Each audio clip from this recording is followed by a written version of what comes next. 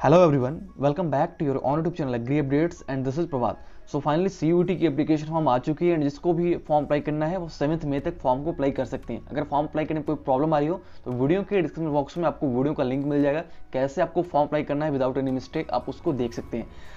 And आज की video में बात करने वाले हैं CUET के थ्रू होने वाले BHU के BSc एग्री कोर्स के सिलेबस और एग्जाम पैटर्न के बारे में, साथ ही साथ जो यहाँ पे चेंजेज हुई हैं और क्यों हुई है उनके बारे में बात करेंगे, और अदर यूनिवर्सिटी जो कि CUET के स्कोर कार्ड के बेसिस पे आपको BSc एग्री और उनके एलियाड साइंसेस कोर्सेज में एडमिशन देंगी, उनकी एग्जाम पैटर्न को भी यहाँ पे देखेंगे। ठीक है, तो सबसे बड़ा चीज यहाँ पे क्वेश्चन आ रहा है कि डोमेन सब्जेक्ट में कौन कौन सा सब्जेक्ट फिलअप करें, तो उसकी भी इन्फॉर्मेशन आपको आगे वीडियो में देखने को मिलेगी। ठीक है, सबसे पहले देख लेते हैं कि क्या क्या यहाँ पे चेंजेज हुए हैं। तो सबसे बड़ा चेंज हुआ है आपके एग्जाम पैटर्न में। ठीक है, बनारस हिंदू यूनिवर्सिटी के BSc एग्री के एग्जाम पैटर्न में काफी बड़ा चेंज हुआ है। जैसे कि आप सभी को पता है लास्ट ईयर तक आप सभी को मेंटल एबिलिटी और यहाँ पे केमिस्ट्री कंपलसरी थी। ठीक है, मेंटल एबिलिटी और केमिस्ट्री कंपलसरी होती थी, लेकिन इस बार से यहाँ पे ये चीजें हट चुकी हैं। आपके एग्जाम पैटर्न में पूरी तरीके से चेंजेस कर दिए गए हैं। ठीक है, लास्ट ईयर तक आप सभी को मेंटल एबिलिटी और केमिस्ट्री कंपलसरी होता था, लेकिन इस बार से आपको मेंटल एबिलिटी नहीं करना है। फर्स्ट ऑफ ऑल कि आपको मैं बता दूं, काफी सारे क्वेश्चन आ रहे थे कि लैंग्वेज में क्या फिलअप करें। तो यार साइंस स्ट्रीम के लिए यानी कि जो BSc AG के लिए अप्लाई कर रहे हैं, मैं स्पेशली उनकी बात कर रहा हूँ, तो उनको लैंग्वेज का टेस्ट नहीं देना है। ठीक है, जो सेक्शन फर्स्ट है, ठीक है, सेक्शन फर्स्ट के जो लैंग्वेज वाला फॉर्म है उसको आपको नहीं फिलअप करना है। लैंग्वेज में आपका कोई भी नहीं, लैंग्वेज उनके लिए है जो आर्ट्स वाले हैं, जैसे BA वाले हो गए, उन सब के लिए लैंग्वेज कंपलसरी है, आप लोग के लिए नहीं है। ठीक है, तो आप लोग को लैंग्वेज वगैरह फिलअप नहीं करना है, आप लोग को केवल अपने डोमेन सब्जेक्ट से ही फिलअप मतलब रखना है। ठीक है, तो आपको डोमेन में क्या क्या फिलअप करना है ये चीज़ आप पहले जान लीजिए, और क्यों ये चेंज हुआ ये भी मैं आपको आगे बताने वाला हूँ। ठीक है, तो पहली चीज़ है कि लास्ट ईयर तक जो मेंटल एबिलिटी होता था वो पार्ट अब हट चुका है, आपको केवल 3 सब्जेक्ट करने पड़ेंगे। ठीक है, आपके डोमेन में केवल 3 रहेंगे स्पेशली BSc एग्रीकल्चर के लिए, और ये तीनों आपके हर एक यूनिवर्सिटी में अप्लाई होंगे। मैं पहले BHU की बात बता दूं, तो अगर आपका 12th में देखो यहाँ पे क्वेश्चन पहले बता दिया था कि आपका जो सिलेबस होगा वो केवल क्लास 12th से होगा। आगे हम सिलेबस की बात करने वाले हैं, उसमें भी कुछ बहुत बड़ी मिस्टेक हुई है, तो जिसके रिकॉर्डिंग मैंने उनको मेल कर दिया है, बट अभी फिलहाल बात कर लेते हैं एग्जाम पैटर्न को। तो आपके क्लास 12th की जो कोर सब्जेक्ट था, लाइक आप PCM से थे तो आपको एग्जाम में भी PCM अटेम्प्ट करना है। ठीक है, अगर आप PCB से थे तो PCB अटेम्प्ट करनी है, अगर आप PCA से थे यानी कि एग्रीकल्चरल बैकग्राउंड से थे देन आपको PCA अटेम्प्ट करनी है। ठीक है, यहाँ पे भी बता दिया गया the entrance test is programme is common test for all language. ठीक है, यानी कि जो भी वेरीफाइड 13 लैंग्वेज है CUET की, उन सभी में आपका BSc AG का एग्जाम्स होगा BHU के लिए। एंड जो भी लोग इस BHU के एग्जाम में BSc AG के लिए अप्लाई करेंगे वही लोग इसके मार्क्स के बेसिस पे CUET के स्कोर कार्ड के बेसिस पे BHU के UG के BSc AG में एडमिशन ले सकते हैं। ठीक है, तो उनको क्या करना है, डोमेन में आपको केवल अपने जो टॉप 3 सब्जेक्ट हैं, ठीक है, जो भी आपके टॉप 3 सब्जेक्ट है, जब आप फॉर्म फिलअप करने जाओगे तो वहाँ पे आपको स्लॉट 1 और स्लॉट 2 मिलेगा। ठीक है, स्लॉट 1 और स्लॉट 2 मिलेगा, तो आपको फॉर्म स्लॉट 2 में फिलअप करना है। स्लॉट 1 में आपको नॉट एप्लीकेबल फिलअप करके छोड़ देना है। ठीक है, और स्लॉट 2 में आपको अपने जो कोर सब्जेक्ट हैं, जो भी आपका सब्जेक्ट रहा हो क्लास 12th में, वहीं आपको फिलअप करना है। ठीक है, लाइक अगर आप बैकग्राउंड बायोलॉजिस्ट हो तो आपको PCB फिलअप करना है, लैंग्वेज में आपको नॉट एप्लीकेबल फिलअप करना है। ठीक है, लैंग्वेज आप लोग के लिए कंपलसरी नहीं है।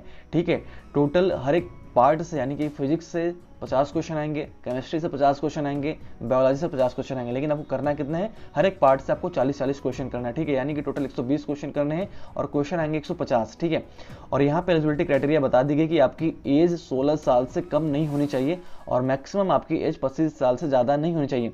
BHU के BSc AG कोर्स में एडमिशन के लिए आपके क्लास 12th में 50% मार्क्स होने चाहिए, यानी कि 50% मार्क्स से अधिक होने चाहिए। साथ में आपकी जो एज लिमिटेशन की क्राइटेरिया है वो 16 साल से कम नहीं होनी चाहिए और 25 साल से अधिक नहीं होनी चाहिए।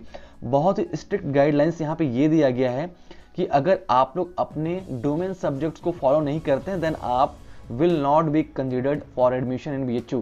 यानी कि अगर आप इन सब चीज़ों को फॉलो नहीं करते हैं देन आप एडमिशन के लिए एलिजिबल नहीं रहोगे BHU में। ये चीज़ इन्होंने क्लियर बता दी है। ठीक है, तो आप लोगों का जो डोमेन सब्जेक्ट है आप पहले उसको चूज कर लेना कि कौन कौन सा डोमेन आपको फिलअप करना है।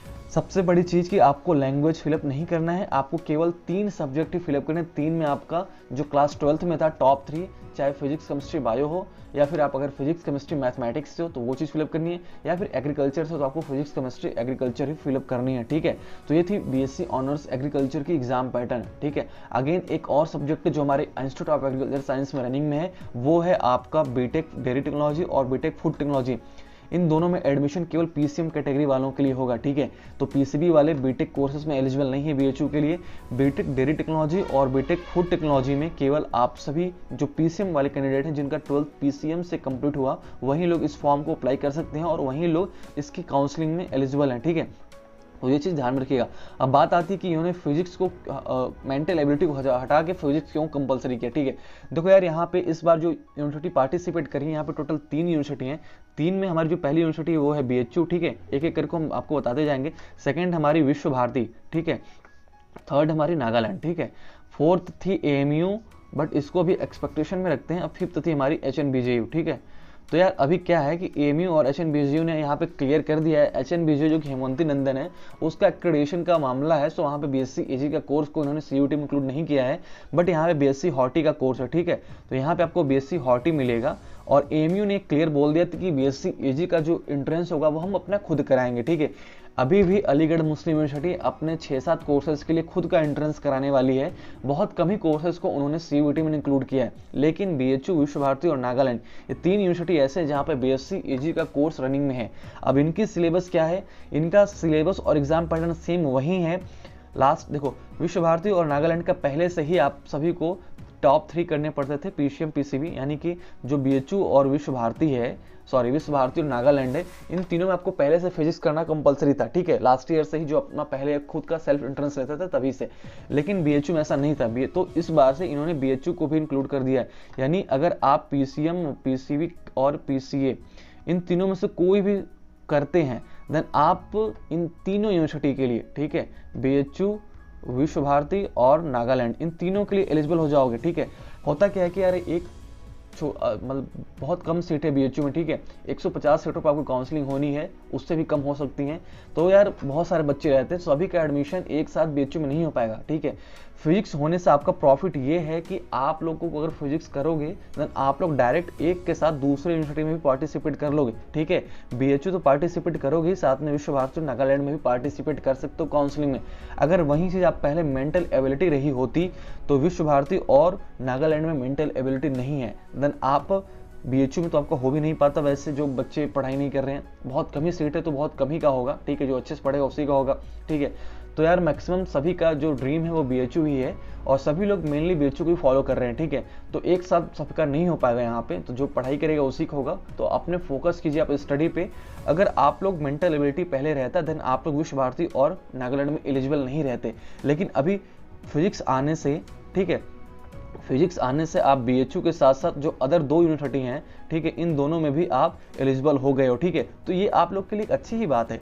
मेंटल एबिलिटी को आपने पढ़ा हुआ है, अच्छी बात है, साथ में आप उसको कहीं और भी अप्लाई कर सकते हैं। लेकिन अभी फिलहाल जो फिजिक्स पहले से पढ़ रहे हैं उनके लिए गुड न्यूज़ है, बट जो फिजिक्स पहले से नहीं पढ़ रहे थे उनको थोड़ी प्रॉब्लम आ सकती है। सो अभी भी बहुत लंबा टाइम है। आपको केवल क्लास 12th की ही सिलेबस को फॉलो करना है, क्लास 11 को का आपका कुछ नहीं पढ़ना है। अब बात कर लेते हैं सिलेबस के बारे में, ठीक है। तो सिलेबस के बारे में काफ़ी लोगों को कन्फ्यूजन है, तो मैं बता दूँ सिलेबस आपको ऑफिशियल वेबसाइट पर ही यहाँ पे मिल जाएगा। ऑफिशियल सिलेबस है, ठीक है, हर एक सब्जेक्ट का। लाइक आप लोग देख दो, एग्रीकल्चर की सिलेबस है, साथ में बायोलॉजी, केमिस्ट्री, फिजिक्स की भी सिलेबस है, ठीक है।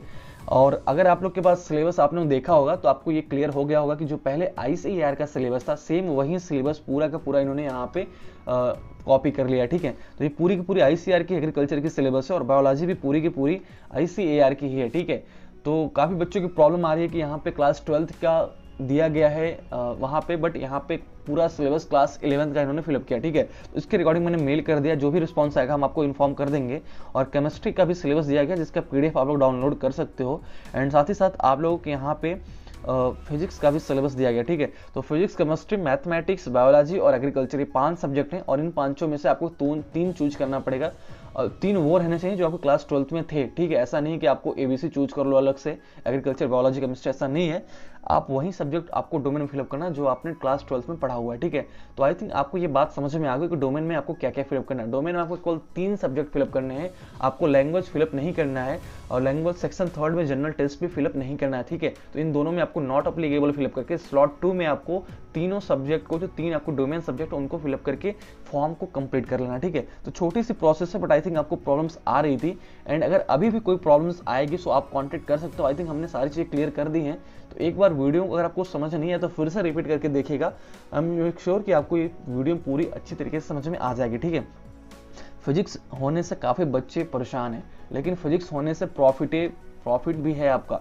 देखो, फिजिक्स होने से प्रॉफिट सबसे पहला ये है कि आप एक साथ 3 यूनिवर्सिटी के लिए काउंसलिंग में एलिजिबल हो जाओगे। अगर ये फिजिक्स नहीं रहता, मेंटल एबिलिटी इसके जगह पर रहता, देन आप केवल BHU के काउंसलिंग में ही पार्टिसिपेट कर सकते थे। लेकिन फिजिक्स होने से आप विश्व भारती और नागालैंड यूनिवर्सिटी में भी पार्टिसिपेट कर लोगे, ठीक है। दोनों ही सेंट्रल यूनिवर्सिटी हैं, तीनों ही सेंट्रल यूनिवर्सिटी हैं, तो आप लोग के लिए अच्छी अपॉर्चुनिटी। अगर BHU में नहीं होता है देन आप ये सोचोगे चलो विश्व भारती बाकी वहाँ काउंसलिंग कर लेंगे, नागालैंड यूनिवर्सिटी बाकी वहाँ की काउंसलिंग कर लेंगे, ठीक है।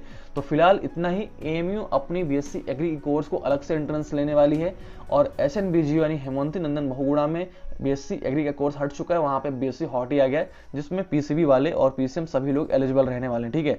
तो आई थिंक आपको सारी चीज़ें क्लियर समझ में आ गई होंगी। थैंक यू सो मच आप सभी को, एंड वीडियो अगर अच्छी लगी हो तो वीडियो को लाइक और शेयर जरूर कीजिएगा। Thank you.